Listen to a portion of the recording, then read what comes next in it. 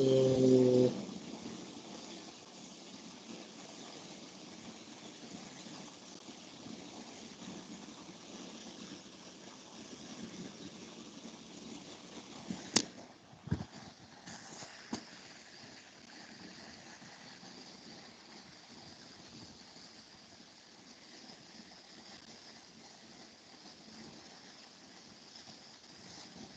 to do this?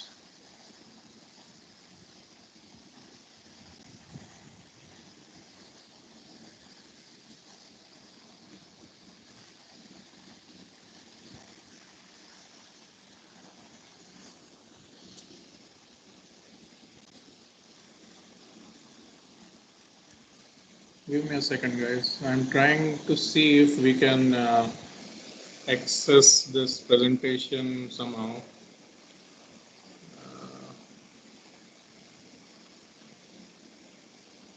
Let's try.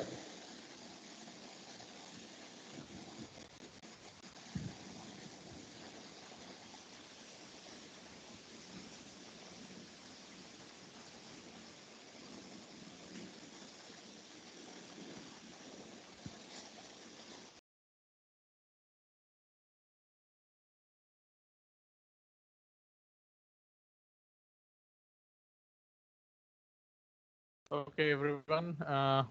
Can you hear me now? Yes? No? Don't know? Yes, sir. Yes, sir. Yeah. Now, at least we'll do some presentation sharing. We can have some small class till the time this network goes away. So let's start.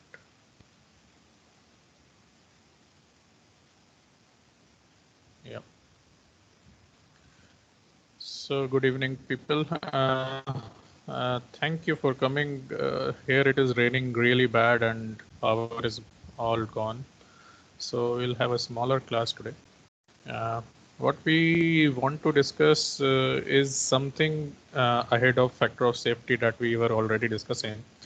So to recapitulate, we basically have an idea of how the slow failure occurs, what are the factors that are dependent affecting the slow failure, and in a planar failure condition, in a simplistic failure condition, how can we calculate factor of safety based on simple assumptions like a block type of material is there and the definition of failure is governed by Moore-Coulomb failure criteria. So just by giving cohesion, friction angle, weight, and any other forces that are relevant to the slope, we can basically find what is the factor of safety in that scenario. And we have learned that factor of safety is also one of the many ways in which we can judge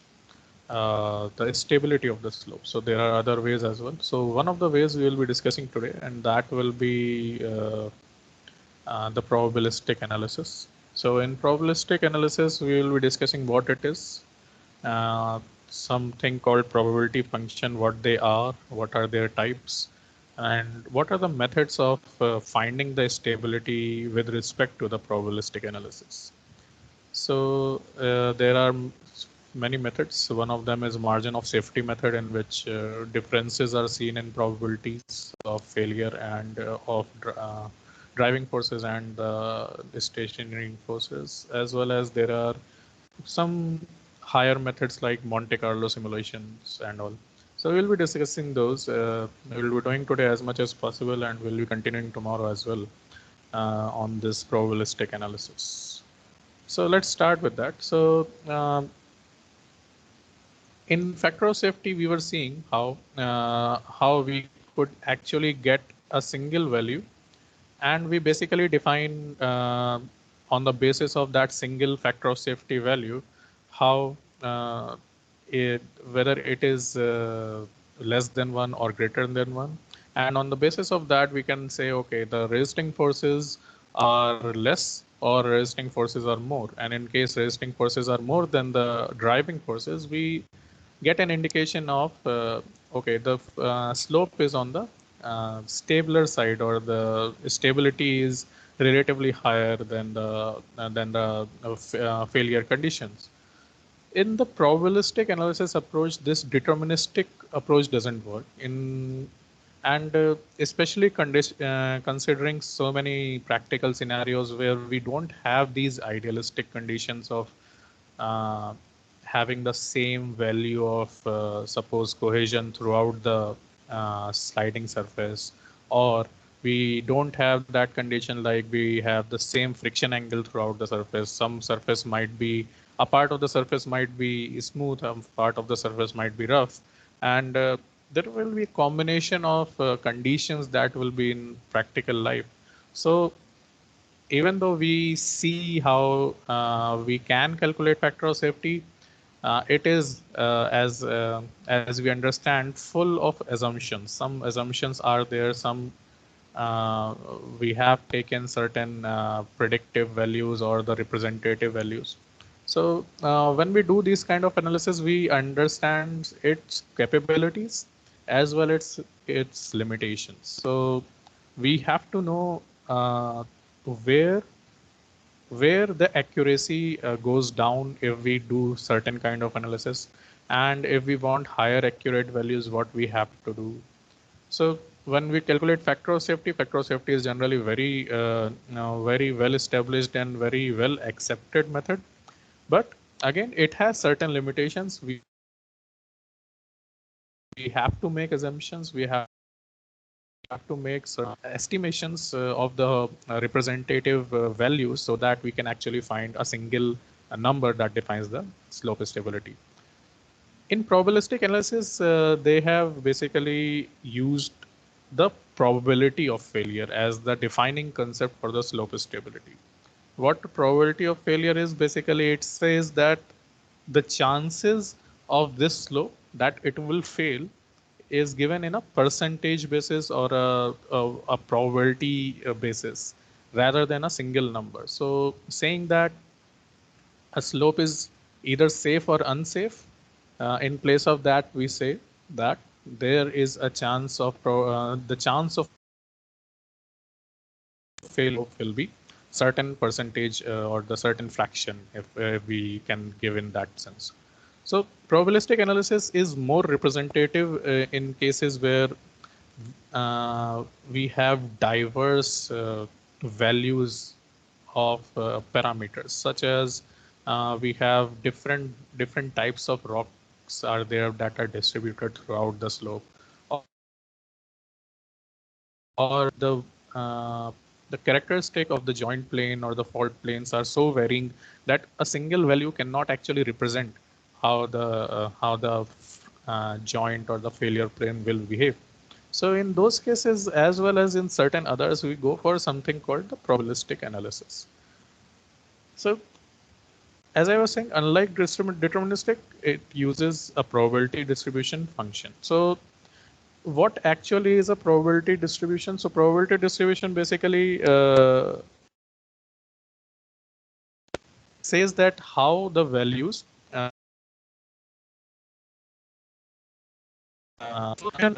if we just consider the cohesion of that sliding plane that we discussed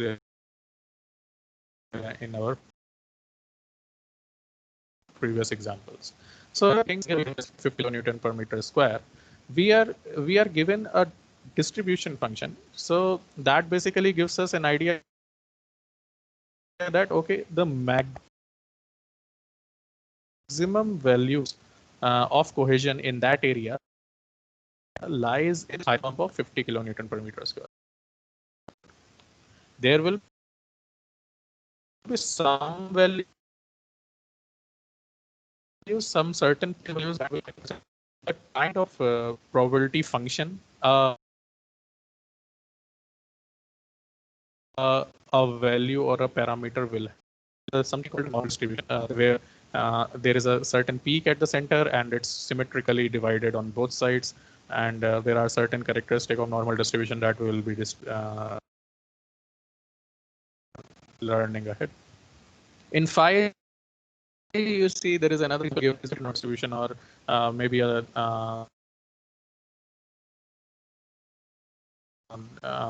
so in that sense, you can see how we have higher values towards the lower side, higher number of values towards the lower side for phi, and low, the probability of getting higher phi values is very less. Voice is getting disrupted frequently. Still, it is very unclear or what to do. Actually, the network there is failing, and that's the reason of so much disturbance. So now what you can do is try to ask wherever I am not audible. Okay. And we will again I will take that point again. Okay.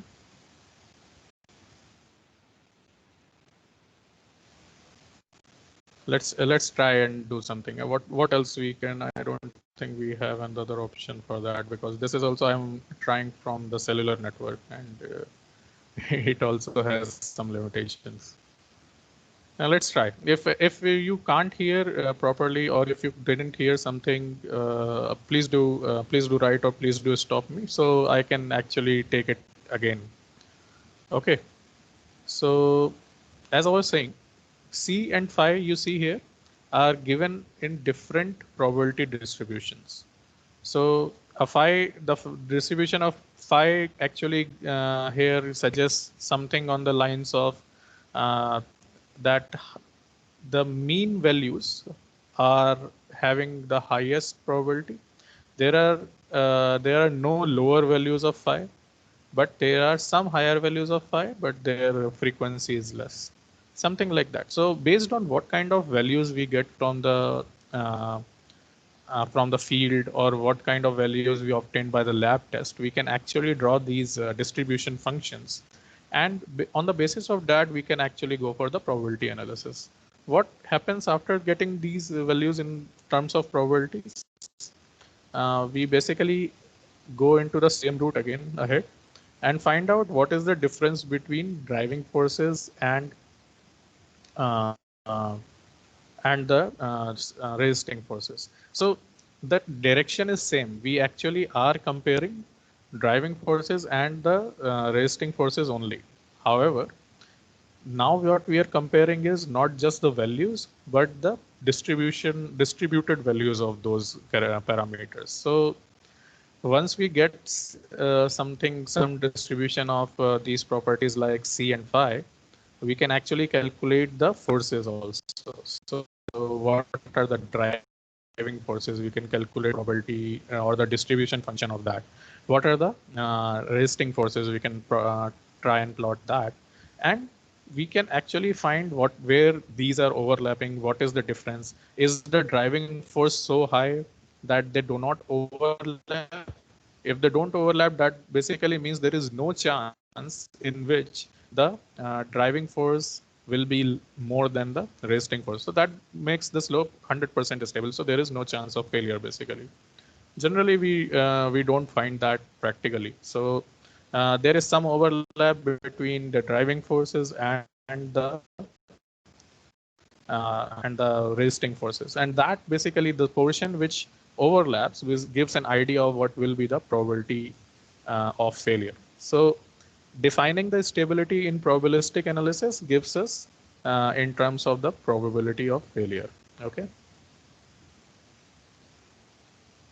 So now, as I was discussing, the probability distribution can be of very many different types. As you see, the C and phi are giving a different kind of distribution curves. C is basically very well symmetric, and it has a good proper distribution, symmetric distribution throughout. It has a central maxima, and that basically goes down on both sides of it. This kind of function is called a normal distribution function. Phi is something else. So we have to also know what are the different kinds of probability distribution functions, and how these basically interact, and which methods are used to calculate the probability of failure finally. So let's start with what actually is a probability distribution function first, right?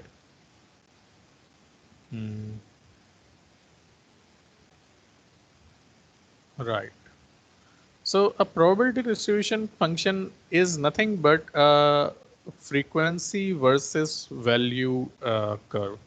So suppose we have a certain force that has that is varying with the value of 100 to 300 or something like that, and at different portions, suppose let us assume that the strength of this rock is 100 to 300 kilonewton of the slope. So the slope rock can have different strengths. Why? Because it can have basically some uh, geometrical failures or the geological discontinuities. It may have some areas of basically different material itself, or it can have partial saturation or desaturation. So there can be many conditions in which the strength of that material can change. But what we have done is we have basically done something like we have gone at 100 places and we have found dug the cores out of that and we have tested the strength, suppose, just to give you an example. So a distribution curve like this will basically say that 50% of those samples are getting a 200 uh, kilopascal, suppose 200 kilopascal value of strength. However, some are still getting 100 and some are also getting 300. So the frequency distribution curve basically comes as a probability distribution when we convert the frequency values to a probability value from 0 to 1 or something like that. So those functions basically are normalized frequency versus value functions when we talk about the probability distribution functions. The the property of the probability distribution functions are,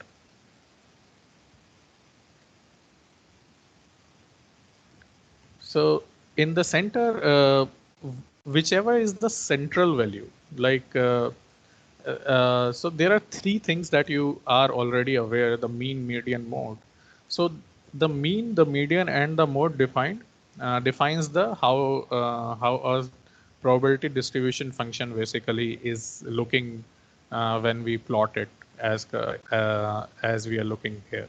So the central value of any distribution, suppose we have a range of 0 to 1000. So the central value basically lies in 500. So that will be the median. Okay. And the maximum frequency. So yeah. So the maximum frequency value, the value which has the most number of values, or the suppose like in this example, we have a 200 units as the maximum number of samples that has that value. So the mode of that full distribution is 200.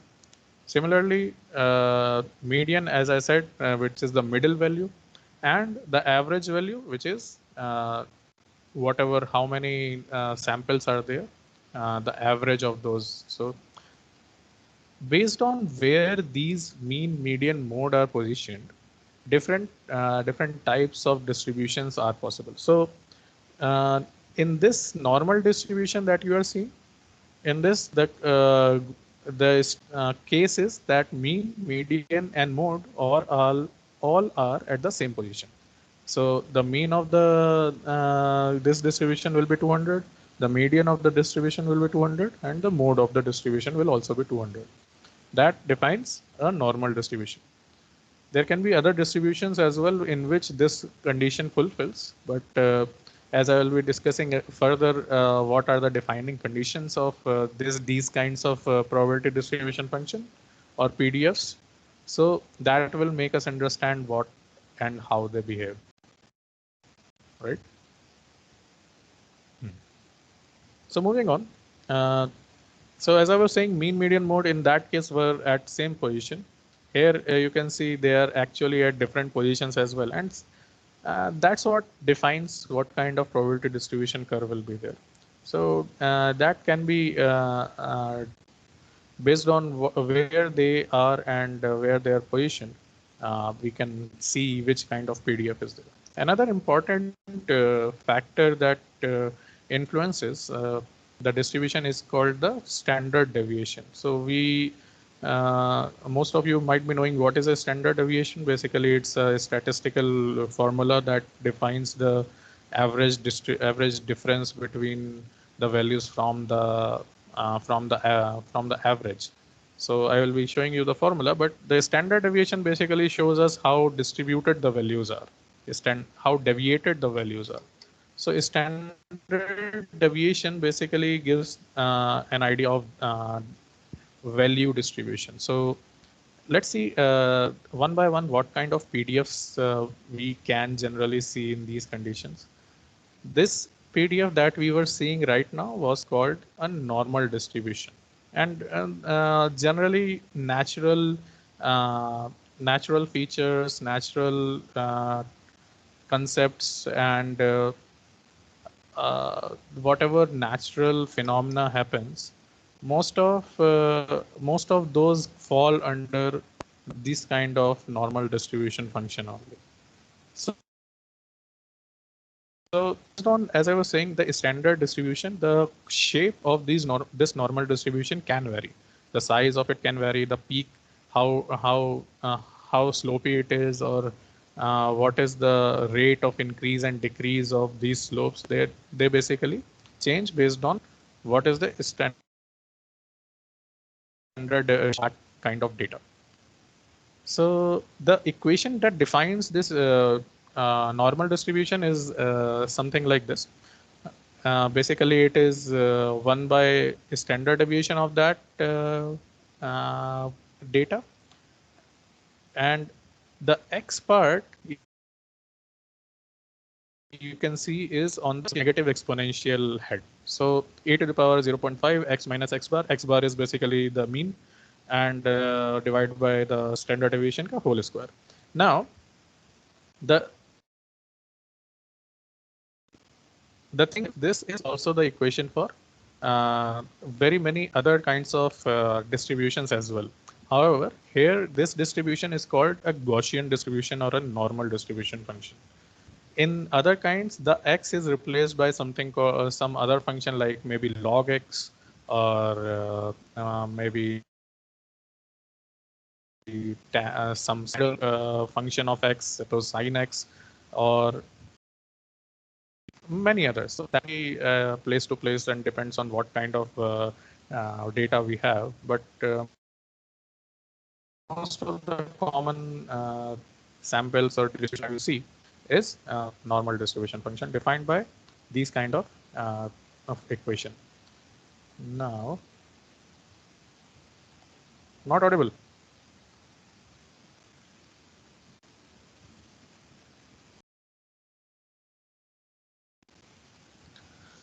Guys, not audible or audible?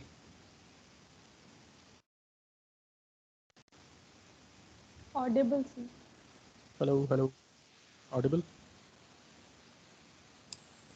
Clear? Voice is coming, everyone? So your voice is breaking off. Yeah, I Yes, know. sir, you are audible. Okay. So if it is breaking or anytime it is a problem that we can't hear, so what we will do is we will repeat that part. So till now, just we are what is a normal distribution and what equation defines these kind of normal distribution.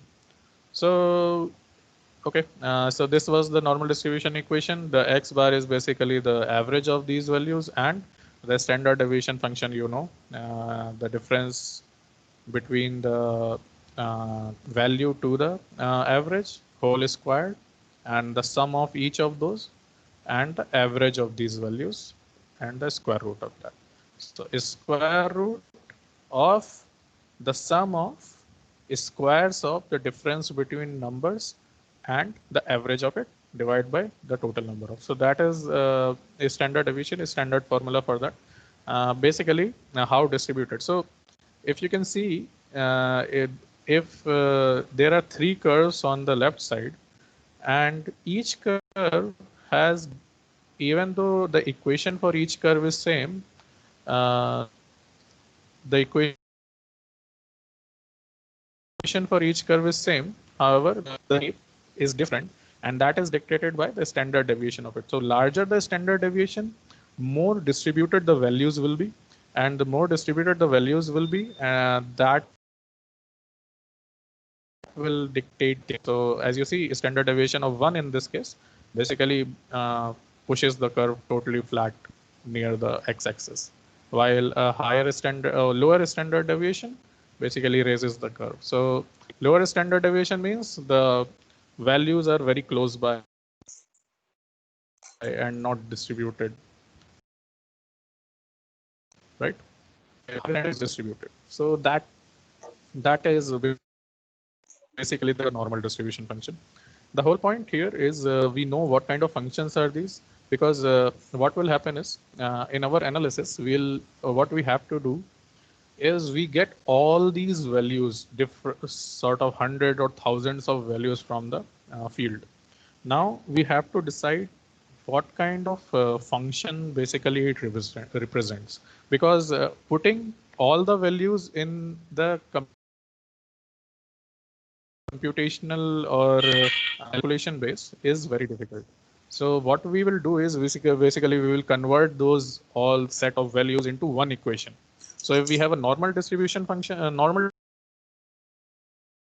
distribution kind of data, uh, the easier way to solve this kind of equation will be to convert all that data into a single equation that will define all that data. So if our data is distributed normally, that is basically defined by this single equation of fx.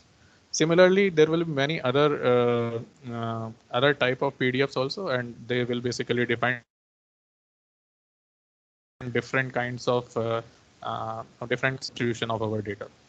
So let's see something more about normal distribution. What are its properties? So a good characteristic of normal distribution is basically it is very symmetric. One thing we already discussed was that the mean, median, and mode were all at the same point, right? So that is one. And the unique point about the normal distribution is based on the difference in based on the distribution, its percentage of values do not change. What I mean by that is, if you see this curve that I show, this the x-axis basically gives us the standard deviation. So the 0 point is basically the mode. So maximum number of values that are there. So that is at 0. The 1 and -1 basically represent values that come under 1 or -1 standard deviation. This is I have some values that are distributed from 0 to 100, and the mean distributed on the. So I'll get an average of right from 0 to 100 mostly, and the middle value as well, right? So the 0 point will represent my 50 value, but my standard deviation will be something I've distributed my sample is. Excuse me. So maybe we have a standard deviation of how much can it be? If I divide it by 50, 50, 3, 4, 5, like 17, maybe 17. So -17 to +17 values. So 50 plus 17, that is 67, and 17, that is 33. Yeah. So 33 to 57 values, the numbers between 33 and 57 will lie in this range. Now, the unique point about normal distribution is, hold on guys.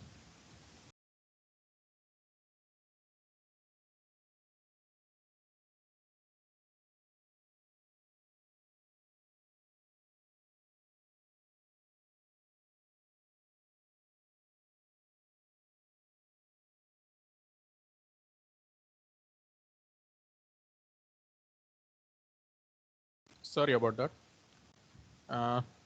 So as I was saying, the unique point about the normal distribution is that a certain set percentage of values will always remain between a certain set of standard deviation. That's the design of this normal distribution. So 68% of the data, basically 68.2, will always remain between a set of values that is encompassed by -1 to +1. So if my data of 0 to 100 numbers are distributed in a normal distribution, so 68% of my data will have values from ranging from 33 to 67. That's what a normal distribution means, right? And similarly, 95% will be encompassed by -2 standard deviation to +2 standard deviation. And almost 99.9.7%, how much is it? Hold on. 99.7% will be enclosed in +3 to -3 standard deviation. So these kind of characteristics, when we learn, we know how our data is distributed basically. So if we have that frequency distribution and we know how much percentage of data is inside, so we basically get an idea of how our all the data that we are getting or all the values that we are getting, how they are distributed. And this also helps us in predicting what our value will be based on a percentage or a percentage or probability of it to come. So if we have a normal distribution curve,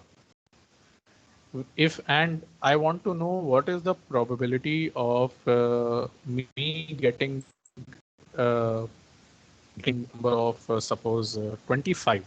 So where the 25 lies, we know which place the 25 will lie. So we actually can calculate the probability of that. That will be coming in the next slide. So let's see what all other parameters we have. Yeah, and so PDF, the normal distribution type is also known as the Gaussian distribution. There are other names of it as well. So Gaussian distribution function is almost same or the similar one as normal distribution function. There are certain differences and certain application changes, but yeah, essentially they are representing the same thing with all these data ranges the same. So they can also be known as Gaussian distribution. And yeah, as I was saying, with respect to the frequency of occurrence, the probability can be actually calculated. So if I want to know that how much frequent my data will be, on the basis of that, basically I can come to know what is the probability of finding that data. So, and something called bound and unbound function is also a characteristic of PDFs. So, what I mean by bound and unbound is theoretically, if we go to the previous slide, if we go to, is a figure on the left side. So you see, ideally, there is no maximum or minimum value for a normal distribution function. As flat as it can be, it will never actually touch the x-axis. So theoretically, with respect to the equation and with respect to how the definition of the normal distribution function is, it is not basically at certain stage. So ideally, the minimum value will be -infinity and the maximum value will be +infinity. And these kind of functions are called unbound functions. So that's the kind of generally in those senses we can't say that the maximum value or the minimum value is can't be below this or can't be above this in any case. So this gives a normal distribution so that's why normal distribution gets a wider application, because there is no single bounded a single bound or on any of the ends. It can have negative infinity to positive infinity, any can have in this equation. So That's the normal distribution for you.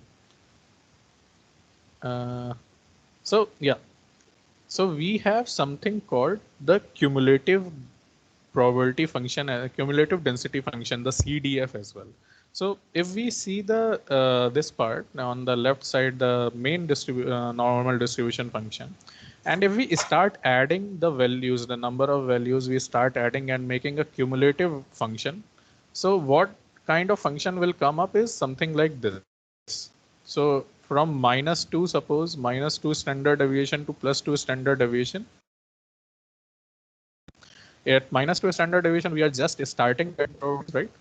And at almost 2 standard deviation, we will never reach 1, because this kind of, as I said, this is a non-bound non-bound probability function. So we don't have any maximum or minimum values. So this kind of cumulative function, when we add all these values and plot a cumulative chart, this is called a cumulative distribution function. Now, what's the use of this cumulative distribution function? Basically, we can find out based on what value we have, we can find out its probability and vice versa. So suppose we are given that this curve represents the data that we have version, and in terms of standard deviation, it is given, right? So 0 represents some mean value, and -2 standard deviation and +2 standard deviation basically represents almost the last and of highest and the lowest value, but not exactly. So let's assume that. So if we are given that, okay, what I want to find is, in your data, tell me what is the probability that I will get a value which is suppose less than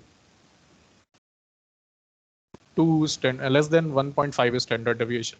So less than 1.5 standard deviation means the mean, maybe suppose if we take some values like 50.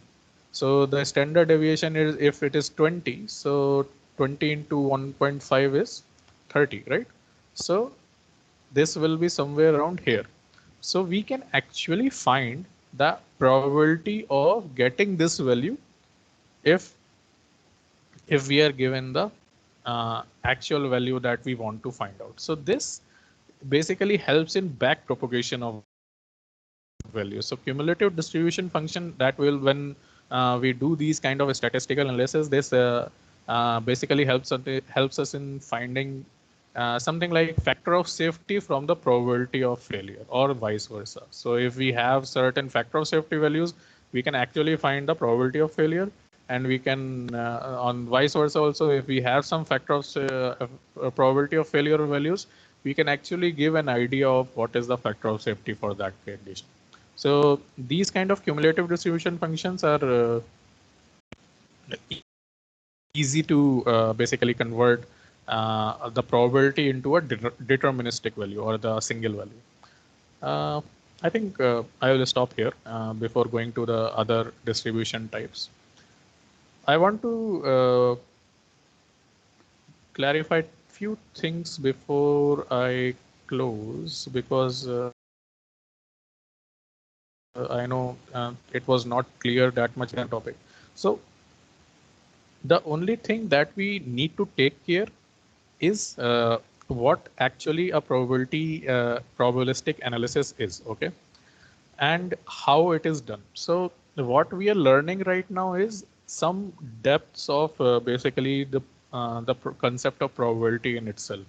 So how the values are being distributed, how they will be they can be classified into different types, and what are these probability distribution functions and how they behave. So when we understand basically the ABCs of analysis, we can actually understand what are the words written in that sense. So when we go for the final methods, it will become very easy to understand what it is. But right now, we may be facing certain confusions that what it is and what it is not. So I would suggest you go through some online resources on this, that what are these probability distribution functions, how they are applicable. And because we have to make it relevant to slope stability, and we basically focus on what we want to do, not just the mathematical side of it. So try to understand what it is. And because that's why I don't want to take you into other PDFs that we will also be discussing next time tomorrow. So that time we'll also recapitulate something from today, and we'll see what uh, actually the probability distribution functions can find out the probability of failure. So that's what it is. Don't worry if you don't get everything right now, but the way we are going is we basically change from one value to multiple values, and the probability distribution function is basically the way to define these multiple values, characterize these multiple values, that these multiple values represent some sort of function. That's the only thing that we are doing right now. Okay, so I stop here. You guys are free to basically have any doubts that you can discuss, we can discuss here. And yeah, that's it. So I'll keep this class low because even network is going incomplete. So see, so anyone has any questions till now what we discussed today and even earlier, so that we can discuss if anyone has any doubts, any questions. Yeah. Yes, Satya Prakash.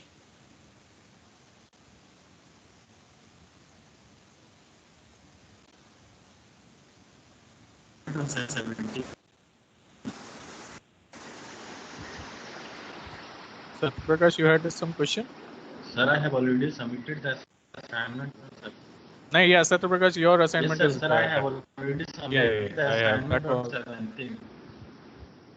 Yeah, I have got it. Satya There is Prakash, no- yours is there there. is- Some others. There is nothing pending, no, sir. Huh?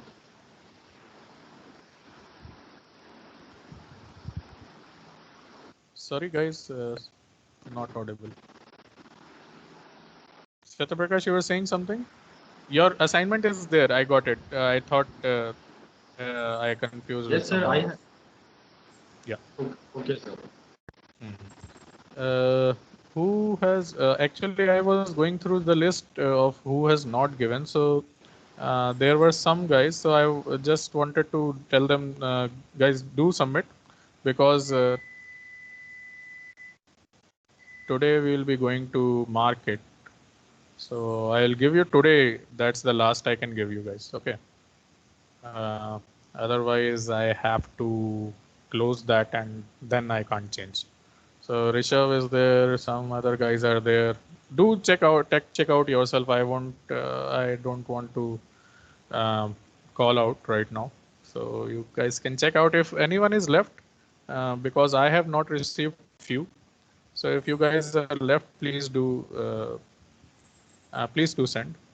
If anyone is not sure, I can confirm their submission if that is the case. Okay. So all others I think I have got. I think only some. Uh, Pandav, where is yours? I didn't get yours. Hello, sir. Pandav. Sir, I have submitted the both the assignments, sir. No. For rock slope technology. Yes, sir. Just one was there. Where did you submit? Sir, in the file section. In the files, acha. Yes, Okay. sir. Sir, in the Sunday 11.55 mm. The Sunday, sir.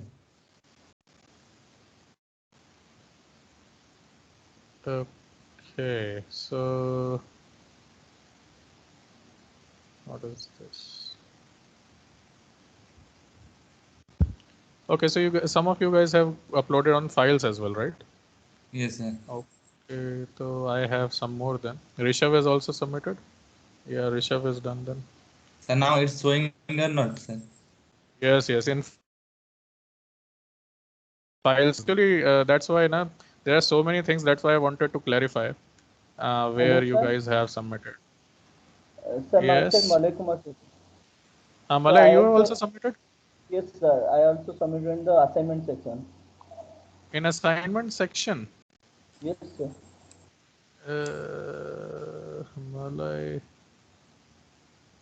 Malay, yours is marked or not?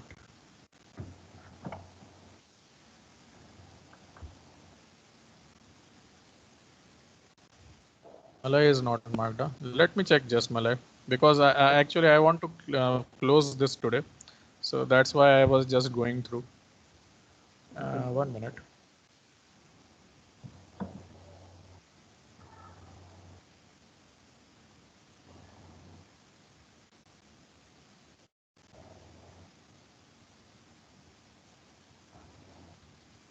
Malay.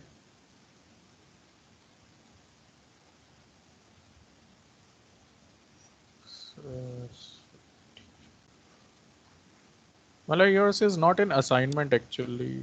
Oh, is it?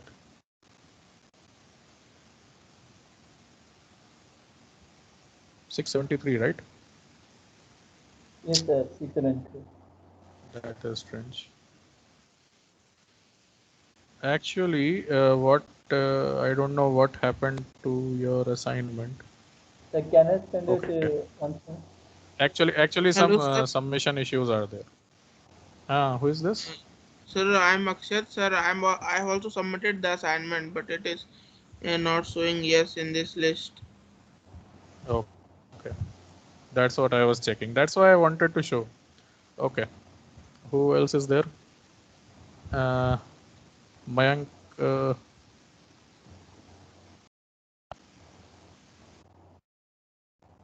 Mayank Rai submitted.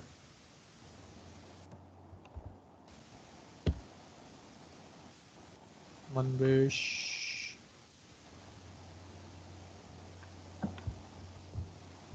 And who else is there? Chaman. Guys, any of you who has already submitted but not coming here, yes, please do tell so I can check out. Otherwise, we'll close. Okay. Who is this? Jayant. Jayant has submitted.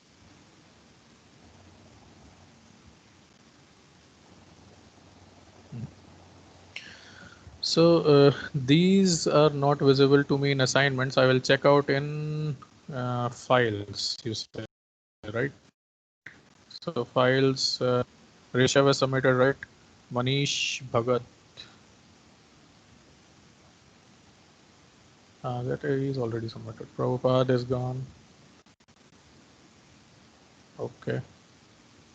Saurabh Singh.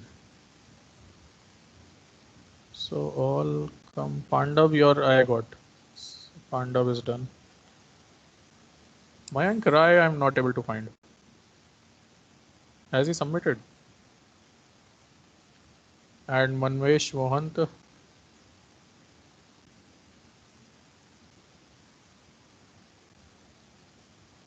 Chaman. Jayant. You guys, I don't have yours, so either resend or if you have not sent, do send or do upload. Right? Mayank Rai, Manvesh, Chaman, and Jayant. Okay, 4 are remaining. I think all others are done. So do ask them also if anyone is in contact with them. Anyways, let's. If anyone has any questions, we can have them. Otherwise, we'll close for now. You guys have 1-2 minutes before for next class. Okay. So Any doubts? can you share the solution for question number 2 of the I, rock slope assignment? what I will do is Swati, I'll mark today all, and I will share full for all 5 of them. Okay. I have made that. Just I was waiting before I can mark. Then I can give you all. Okay. So solutions will be given, don't worry. And anyone, all of you are, I think I have given you the assignment for CAM, so we'll be discussing that on Monday. Do to prepare that. We will be basically going for the same questions, 2, 3, and 4, and some good programming there. Acha, one thing. Do you guys have that? Can you guys access Nitris from there? Nitris and resources for Nitris, like Nitris can be accessed, right, for you guys? Yes. Yes, Yes, sir. sir. Yes. Yeah. So I think somewhere we can find, because I talked to the IT cell there today. So they said that those who have that access to Nitris, we can do something. They can have that license IP. So let's see. Maybe soon we will be able to actually do the practical, this limit equilibrium and whatever we will be doing in computer applications. So if you guys have good access to Nitris, and then you will have that access to that as well. So, okay, hopefully things will be done. So let's see. Fingers crossed. Okay, guys. Thank you so much. Now you can do take the other class that will be next. Thank you so much for coming. Thank you so much for attending today. And we'll take on the today's class forward tomorrow. So see you guys. Okay.